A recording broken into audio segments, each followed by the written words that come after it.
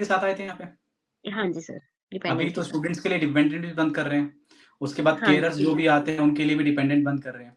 तो हाँ ये जी। आगे जाके और भी ज़्यादा कॉम्प्लिकेटेड हो जाएगा, तो काफ़ी सारे बच्चों का डाउट होता है कि हम लोग यूके में एग्ज़ाम देंगे तो कैसा होगा? तो आपको कैसा लगा एग्ज़ाम सेंटर यूके का? ईयर की फीस है 18,600 पाउंड है। मतलब 18 लाख रुपए।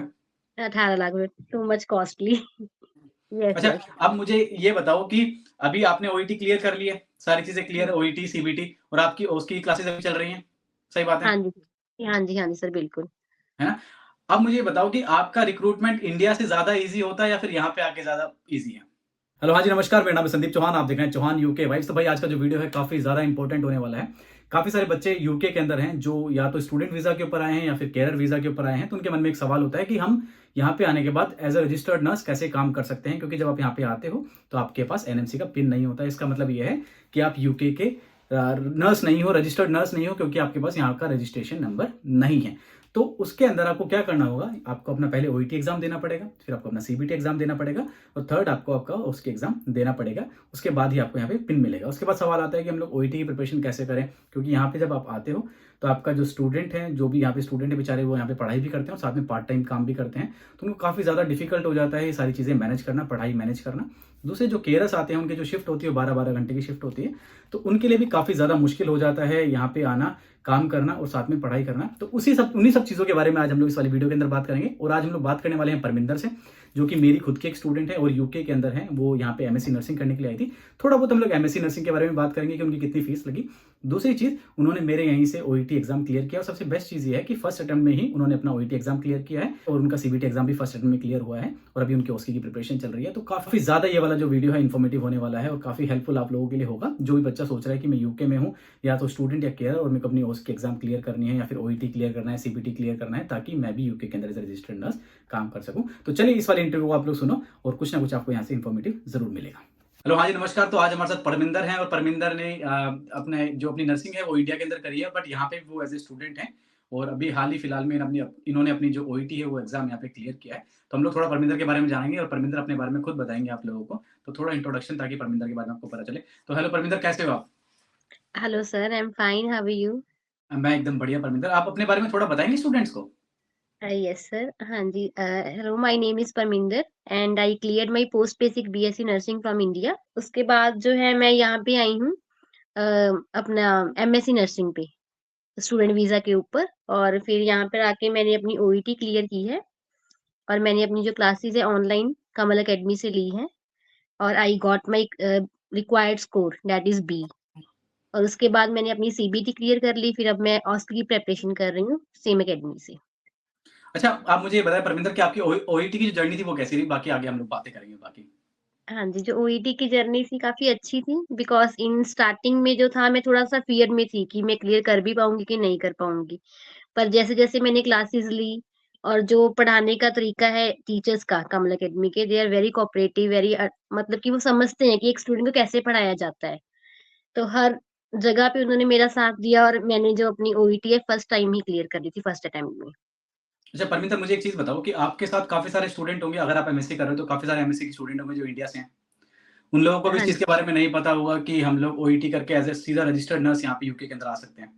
उनको यस नहीं सर, पता इस चीज़ के बारे में। Definitely, definitely sir. मेरी क्लास में अगर 25 स्टूडेंट, 25 में से 24 को नहीं पता कि जो सही तरीका क्या है यहाँ पे आने का एज़ अ रजिस्टर्ड नर्स अगर हम काम करना चाहते हैं तो। क्योंकि तो ऐसा दे होता है डोंट परमिंदर, नो। हाँ, हाँ बताएँ? जी। उनको नहीं पता कि हमें ओईटी करनी है, सीबीटी करनी है और उसके बाद हम ऑस्की करके फिर हमें अपना पिन मिलेगा और उसके बाद हम एज़ अ रजिस्टर्ड नर्स यहाँ पे काम कर सकते हैं। इसके बारे में नॉलेज नहीं है उन लोगों को। क्योंकि परमिंदर ऐसा होता है कि मेरे पास ना डेली के हिसाब से बताता हूँ, मेरे पास डेली फ़ोन आते हैं, मैसेजेस आते हैं यूके के बच्चों के, जो यहाँ पे या तो एज़ अ स्टूडेंट आए हैं या फिर एज़ अ केयरर आए हैं कि सर हमें ओईटी करवा दो और हमारा ओईटी का एग्ज़ाम क्लियर करवा दो। जैसे कि आपका फ़ोन भी हमारे पास आया था कि मुझे हाँ ओईटी जी। करनी है और मेरे ओईटी यस। क्लियर करने के बाद मैं एज़ अ रजिस्टर्ड नर्स काम कर सकती हूँ। और बहुत अच्छा हुआ कि आपका जो रिज़ल्ट है आपका फर्स्ट अटेम्प्ट में क्लियर हुआ है परमिंदर? हाँ जी सर, मेरा फर्स्ट अटेम्प्ट में ही क्लियर हो गया था ओईटी और सीबीटी भी मेरा कांग्रेचुलेशंस। सर फर्स्ट अटेम्प्ट में ही हो गया था clear. Thank you so much sir. है ना? सीबीटी आपका फर्स्ट अटेम्प्ट में क्लियर हो गया, तो काफ़ी सारे बच्चों के फ़ोन आते हैं मेरे पास कि हमें क्या करना चाहिए। मैं यही बोलूँगा बच्चों को कि अपना टाइम वेस्ट ना करें। अगर आपको लगता है कि हमें ओईटी क्लियर करनी है, मेहनत करें और अपना ओईटी जो एग्ज़ाम है वो क्लियर करें। क्योंकि क्या होता है कि आप इंडिया में अगर किसी एजेंट के पास जाते हो, एजेंसी के पास जाते हो, तो आपको वो यही बोलेंगे कि या तो आप स्टूडेंट वीज़ा पे चले जाओ और स्टूडेंट वीज़ा पे नहीं जा सकते हो तो आप केरल वीज़ा पे चले जाओ, जिसके अंदर कि बहुत ज़्यादा पैसा लगता है। कि आप जैसे यहाँ पे एमएससी करने के लिए आए हैं, आप कौन-सी एमएससी कर रहे हैं यहाँ से? सर मेरी अडल्ट नर्सिंग ही है, adult MSc nursing, it's a post graduate course. अच्छा, और कितनी फीस लगी है आपकी? इसकी जो 1 ईयर की फीस है 18,600 पाउंड है। मतलब 18 लाख रुपए। 18 लाख रुपए, टू मच कॉस्टली। और अगर आप सीधा इंडिया से नॉर्मल अगर नर्स बन के आते, रजिस्टर्ड नर्स बन के आते, तो आपके शायद 1 लाख रुपए में सारा काम हो जाता। सही बात हाँ है कि जी। नहीं? यस, अच्छा, यस। अब मुझे ये बताओ कि अभी आपने ओईटी क्लियर कर ली है, सारी चीज़ें क्लियर है, ओईटी, सीबीटी और आपकी ओस्की की क्लासेस अभी चल रही हैं, सही बात है? हाँ जी। हाँ जी, हाँ जी सर, बिल्कुल। है ना? अब मुझे ये बताओ कि आपका रिक्रूटमेंट इंडिया से ज़्यादा ईज़ी होता है या फिर यहाँ पे आके ज़्यादा ईज़ी है? सच बताऊँ तो सर इंडिया से ज़्यादा ईज़ी होता, क्योंकि जब हम यूके में आ जाते तो प्रोसेस थोड़ा चेंज हो जाता है, हमें जॉब फाइंडिंग में थोड़ी प्रॉब्लम आती है। पर अगर हम इंडिया में ही होंगे तो बहुत सारे जैसे यहाँ पे रिक्रूटमेंट कर लेते हैं हॉस्पिटल्स, तो इंडिया से इट इज़ क्वाइट ईज़ी। तो सभी बच्चों को मैं भी ये सलाह देना चाहूँगा, अगर आपको ओईटी क्लियर करनी है, तो आप इंडिया से ओईटी क्लियर करके आएँ। अगर आपने सोचा हुआ है कि मैं यूके आके थोड़े दिन काम करके ओईटी क्लियर करूँगा, तो देखो आपको ओईटी भी क्लियर करनी पड़ेगी, आपको यहाँ पे काम भी करना पड़ेगा, आपको सीबीटी भी क्लियर करनी पड़ेगी, बाद में आपको ओस्की भी क्लियर करनी पड़ेगी। ओस्की की जो हाँ, ट्यूशन फीस है भाई बहुत ज़्यादा महँगी है, सही बात है परविंदर? बिल्कुल सर, सही बात है। इट्स टू मच आप कॉस्टली। आपकी कैसी चल रही है ओस्की की क्लासेस? हाँ जी सर, बहुत अच्छी चल रही हैं और मुझे आई बिलीव कि मैं फर्स्ट अटेम्प्ट में इसको भी क्लियर कर लूँगी। आप कहाँ से कर रहे हैं ओस्की की क्लासेस परविंदर? सर सेम कमल अकेडमी से ही मैं कर रही हूँ और मुझे पता है कि मैं फर्स्ट अटेम्प्ट में क्लियर कर लूँगी। अच्छी चल रही है प्रिपरेशन क्लासेस अभी तक अभी हाँ एकदम जी सही सर। चल रही है? हाँ जी सर, बहुत अच्छी चल रही हैं। जो भी टीचर्स ने आपको समझाया सारी चीज़ समझ में आ रही है आपको? हाँ जी सर, एवरीथिंग मुझे समझ में आ रहा है, जो भी वो समझा रहे हैं। तो मैं भी मेक श्योर पसंद करता हूँ कि आप अपना फर्स्ट अटेम्प्ट में ही अपना ओस्की एग्ज़ाम क्लियर करें। जैसे आपने अपना सीबीटी फर्स्ट अटेम्प्ट में कर लिया, आपकी ओईटी आपने फर्स्ट अटेम्प्ट में कर ली, वैसे ही अपनी ओस्की आप फर्स्ट अटेम्प्ट में करें। तो आप अपनी तरफ से बच्चों को क्या सजेस्ट करना चाहेंगे या फिर क्या सलाह देना चाहेंगी जो बच्चे यहाँ पे स्टूडेंट वीज़ा के पढ़ाना चाहते हैं? तो मैं यही कहूँगी कि स्टूडेंट वीज़ा पे मत आओ। तो अगर आप नर्सेज़ हो तो वहीं से अपनी ओईटी, सीबीटी क्लियर करो और direct as a registered nurse यहाँ पे आओ। क्योंकि फिर हॉस्पिटल वाले खुद आपको ओस्की की प्रिपरेशन करवा देंगे। क्योंकि अगर हम यहाँ पे एज़ अ स्टूडेंट आ जाते हैं तो बहुत डिफ़िकल्ट हो जाता है, क्योंकि यहाँ पे आके फिर हमें सारा कुछ करना पड़ता है। अपनी स्टडी भी देखनी पड़ती है और एक्स्ट्रा एक्सपेंस भी हो जाते हैं, तो ये बहुत डिफ़िकल्ट हो जाता है। तो अगर तो आप इंडिया से हो, इंडिया में ही हो अभी, तो अपनी ओईटी, सीबीटी वहीं से क्लियर करो और फिर एज़ अ रजिस्टर्ड नर्स यहाँ पे आओ। और अगर आप आ चुके हो, तो आप यहाँ पे रह के भी ओईटी कर सकते हो, पर ये है आपको थोड़ा-सा हार्ड वर्क करना पड़ेगा, अगर करोगे तो हो जाएगी। और आपने कितने महीने की प्रिपरेशन में अपनी ओईटी क्लियर कर ली थी? Within 3 months sir. 3 मंथ की आपने मैंने 3 मंथ्स कोचिंग ली। में हाँ जी सर, 3 मंथ की कोचिंग ली और 4th मंथ मैंने अपना एग्ज़ाम फ़िल कर दिया था और मैंने क्लियर कर लिया था। आपने कहाँ पे एग्ज़ाम दिया था अपना? मैंने जो अपना एग्ज़ाम है यहीं यूके में दिया था ओईटी का। अच्छा, कुछ डिफरेंस लगा कि मतलब कैसा था आपका एग्ज़ाम सेंटर कैसा था यूके का? काफ़ी सारे बच्चों का डाउट होता है कि हम लोग यूके में एग्ज़ाम देंगे तो कैसा होगा? तो आपको कैसा लगा एग्ज़ाम सेंटर यूके का? हाँ, ओईटी का? तो ऐसा कुछ सर कुछ डिफ़रेंस नहीं था, ठीक था। नॉर्मल था, इंडिया जैसा ही था, कोई ऐसा कोई ख़ास डिफ़रेंस नहीं है। बस खुद पे कॉन्फिडेंस हो तो सब कुछ हो जाता है। अच्छा, लिसनिंग में आपको हेडफ़ोन्स प्रोवाइड किए गए थे या फिर सबकी एक सेम लिसनिंग चली थी स्पीकर के ऊपर? नहीं सर, हेडफ़ोन्स प्रोवाइड किए थे उन्होंने। तो ऐसा होता है कि यूके के अंदर कुछ सेंटर्स ऐसे होते हैं जहाँ पे आपको एक ही ऑडियो प्ले की जाती है स्पीकर के ऊपर। बाकी कुछ सेंटर्स ऐसे हैं जहाँ पे आपको हेडफ़ोन्स दिए जाते हैं। तो अगर आपको हेडफ़ोन्स दिए जाते हैं, आप पहले पता कर सकते हो सेंटर के बारे में। अगर आपके पास हेडफ़ोन वाला सेंटर है तो शायद आपके लिए बेस्ट होगा क्योंकि बाकी सब चीज़ें मिस अप हो जाती हैं, वहाँ पे आपकी लिसनिंग खराब होने के ज़्यादा चांसेज़ हैं। बाकी जो आपके इंटरलोकेटर थे स्पीकिंग में, वो ब्रिटिशर्स थे, yes sir, they are Britishers. है ना? तो काफ़ी अच्छा आपका गया वहाँ पे स्पीकिंग वगैरह हाँ सारी जी चीज़ें। सर, काफ़ी अच्छी गई सर। ये वाली वीडियो ज़रूर हेल्प करेगी कि यहाँ की जो ओईटी है, वो कैसी होती है। परमिंदर अपना एक्सपीरियंस यहाँ पे शेयर कर रही हैं। और परमिंदर आपकी टोटल फीस कितनी लगी थी यहाँ पे ओईटी की एग्ज़ाम की? ओके, तो मैंने अपने ओईटी एग्ज़ाम के लिए अगर मैं इंडियन रुपीज़ में बताऊँ तो मैंने 33,000 पे किया था। 33,000 रुपीज़ पे किया था, मतलब सेम इंडिया का जो प्राइस ही है एक तरीके का। हाँ जी, सेम इंडिया तो वाला प्राइस। अच्छा, दूसरी चीज़ आपके पास आपके जो कलीग्स हैं, जो आए हैं आपके साथ, जो एमएससी कर रहे हैं, तो क्या उनको इस चीज़ के बारे में नहीं पता था पहले कि किस तरीके से यहाँ पे आया जाता है? नो सर, उनको कुछ भी नहीं पता था। अब जैसे मैंने क्लियर करा है तो मैं उनको बता रही हूँ। तो अब उनको भी है कि हम भी अपना जल्दी-जल्दी से क्लियर कर रहे हैं। कुछ तो कह रहे हैं हम जैन में स्टार्ट करेंगे, कुछ फेब में कर लेंगे। तो side by side they will also do. अच्छा, क्योंकि देखो मैं आपको ये चीज़ बताना चाहता हूँ कि आप अपने डिपेंडेंट के साथ आए थे यहाँ पे? हाँ जी सर, अभी डिपेंडेंट के तो साथ। स्टूडेंट्स के लिए डिपेंडेंट भी बंद कर रहे हैं। उसके बाद हाँ केयरर्स जी। जो भी आते हैं, उनके लिए भी डिपेंडेंट बंद कर रहे हैं। तो हाँ ये आगे जी। जाके और भी ज़्यादा कॉम्प्लिकेटेड हो जाएगा। तो जो भी बच्चा ये वीडियो देख रहा है और जो यूके के अंदर है, उनको लगता है कि मैं केयरर हूँ, तो मुझे ओईटी करनी चाहिए, नहीं करनी चाहिए, या फिर जो स्टूडेंट है उसको लगता है कि मुझे ओईटी करनी चाहिए, नहीं करनी चाहिए, तो मैं ये कहूँगा कि आपको करनी चाहिए, क्योंकि जितना जल्दी कर लोगे उतना ज़्यादा बेस्ट है। और अब जैसे कि अभी डिपेंडेंट्स वगैरह नहीं आ रहे हैं, सारी चीज़ें नहीं हो पा रही हैं, काफ़ी ज़्यादा स्ट्रिक्ट रूल्स हो रहे हैं। उससे पहले अगर आपको अपना पिन मिल जाता है, तो बहुत ज़्यादा ईज़ी हो जाएगा। बट अगर आपको पिन नहीं मिलता है, तो उतनी ही चीज़ें आप लोगों के लिए डिफ़िकल्ट हो जाएँगी। बट अगर आप इंडिया में हैं, तो आप इंडिया से ही रजिस्टर्ड नर्स बन के आएँ, क्योंकि यहाँ पे आने के बाद आपका जो रिक्रूटमेंट प्रोसेस है, वो थोड़ा डिफ़िकल्ट हो जाता है, क्योंकि आपको एजेंट्स या फिर एजेंसीज़ नहीं मिलते हैं। अगर मैं किसी एजेंसी से बात करता हूँ इंडिया के अंदर कि मेरे बच्चे ने यहाँ पे ओईटी क्लियर कर ली है यूके के अंदर, तो वो उनको लेना प्रेफ़र नहीं करते हैं, वो इंडिया के बच्चों को लेना ज़्यादा प्रेफ़र करते हैं। सही हाँ बात जी। है परमिंदर? हाँ जी सर, बिल्कुल डेफ़िनेटली यही बात है। वो तो क्योंकि यही है कि हाँ। आप इंडिया से ही करके आए तो मोर बेटर है।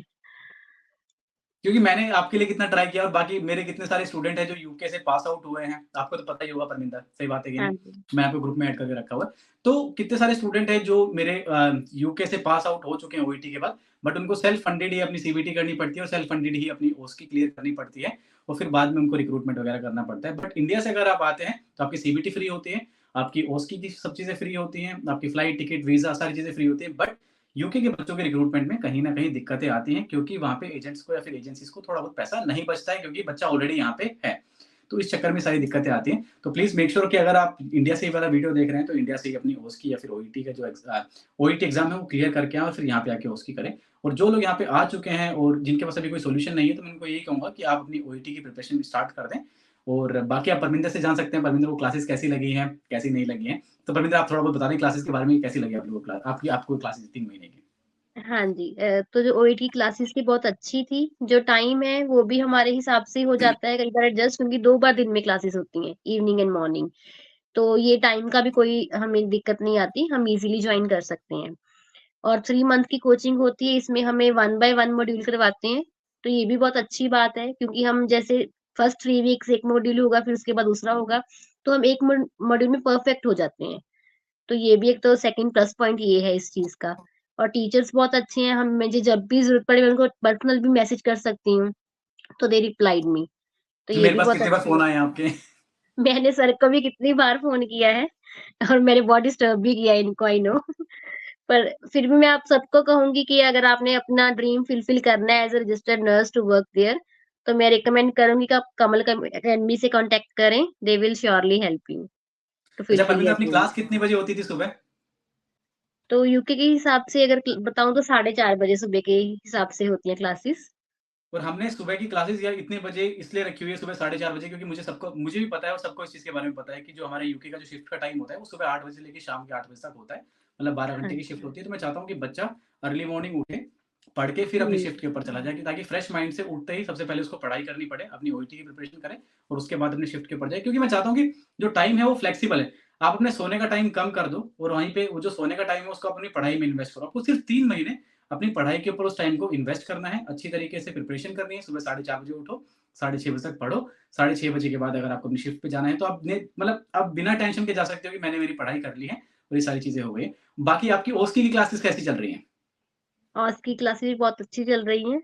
उसकी जो टाइमिंग है वो इवनिंग की है, शाम को 9 बजे से 11 बजे तक होती है क्लास। तो ये भी काफ़ी अच्छा टाइम है, क्योंकि हम इस टाइम फ्री होते हैं, तो कोई टेंशन नहीं है। जो भी अपना काम है मॉर्निंग में निपटा कर इस टाइम हम फ्री हैं, मतलब कि अपने आप को खुद को टाइम दे सकते हैं, क्योंकि हमें अच्छा अपना फ्यूचर परमिंदर, बनाना है।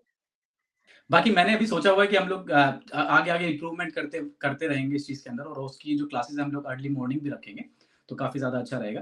क्योंकि काफ़ी सारे बच्चे ऐसे हैं जो रेफ़रेंस लेके आ रहे हैं कि हमारे पास एम्प्लॉयर रेफ़रेंस है, तो हमें अपनी उसकी जो है वो कम, मतलब क्या बोलते हैं, अपना उसके एग्ज़ाम क्लियर करना है, तो उन बच्चों के हिसाब से हम लोग अपना टाइम थोड़ा बहुत अभी एडजस्ट करेंगे। मेरी टीम उसके ऊपर काम कर रही है। सबसे बेस्ट चीज़ ये है, जो मेरे टीचर्स हैं ओस्की के, वो यूके के ही हैं।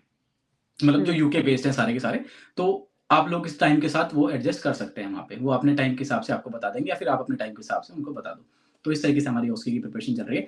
तो होपफुली आपको इस वाली वीडियो से कुछ ना कुछ इन्फॉर्मेटिव मिला होगा और ये पता चला होगा कि ओईटी करना कितना ईज़ी है और ओईटी करने के बाद यहाँ पे आना बहुत ज़्यादा ईज़ी है, एज़ कम्पेयर टू आप यहाँ पे आने के बाद ओईटी क्लियर करें। बट परविंदर, आपने बहुत अच्छा किया, आपने फर्स्ट अटेम्प्ट में ओईटी क्लियर कर लिया, सीबीटी भी क्लियर कर लिया, अब आपका ओस्की भी क्लियर होने वाला है। आप लास्ट एडवाइस कुछ देना चाहेंगे अपनी तरफ से स्टूडेंट्स को? लास्ट में मैं यही कहूँगी कि अगर आप इंडिया से हो तो अपनी ज़रूर करके आओ सारा कुछ, ये अपनी ओईटी, सीबीटी। तो आपके लिए काफ़ी ईज़ी हो जाएगा यहाँ पे। सही दैट्स बात है। It. Okay, thank you so much Parminder, thank you so much for your time. और बाकी थैंक यू सो मच आप सभी लोगों को जिन्होंने हमारी ये कन्वर्सेशन सुनी, हमारा ये इंटरव्यू देखा। आपको डेफिनिटली यहाँ से कुछ ना कुछ इन्फॉर्मेटिव मिला होगा। तो चलो मिलते हैं अपने नेक्स्ट वाले वीडियो के अंदर। Thank you so much guys.